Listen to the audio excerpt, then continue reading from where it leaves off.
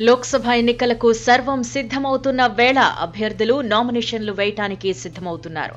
ఈ క్రమంలో nomination form ని పొందేందుకు కలెక్టరేట్ కార్యాలయాల చుట్టూ తిరుగుతున్నారు.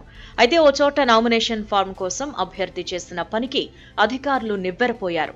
మధ్యప్రదేశ్ రాష్ట్రం జబల్పూర్కి చెందిన మిథున్ చక్రవర్తి లోక్సభ ఎన్నికల్లో స్వతంత్ర అభ్యర్థిగా బరిలో దిగడానికి నిర్ణయించుకున్నారు. ఈ క్రమంలో ఇటీవల నామినేషన్ ఫామ్ ని పొందేందుకు కలెక్టరేట్కి వెళ్లారు. అయితే నామినేషన్ ఫామ్ కోసం 25,000ను కాయిన్స్ రూపంలో డిపాజిట్ చేశాడు. ఆయన పనికి కలెక్టరేట్ సిబ్బంది షాక్కి గురయ్యారు. చిల్లరను లెక్కబెట్టలేక నానా అవస్థలు పడ్డారు. 10, 5, ₹2 కాయిన్లను డిపాజిట్ చేసినట్లు మిథున్ తెలిపారు. కలెక్టరేట్ కార్యాలయంలో డిజిటల్ ఆన్లైన్ చెల్లింపులకు అవకాశం లేకపోవడంతో తన వద్ద ఉన్న నాణేలను అక్కడ సమర్పించాను అని వివరించారు. లోక్సభ ఎన్నికల్లో స్వతంత్ర అభ్యర్థిగా పోటీ చేయాలని నిర్ణయించుకున్నట్టు ఆయన తెలిపారు.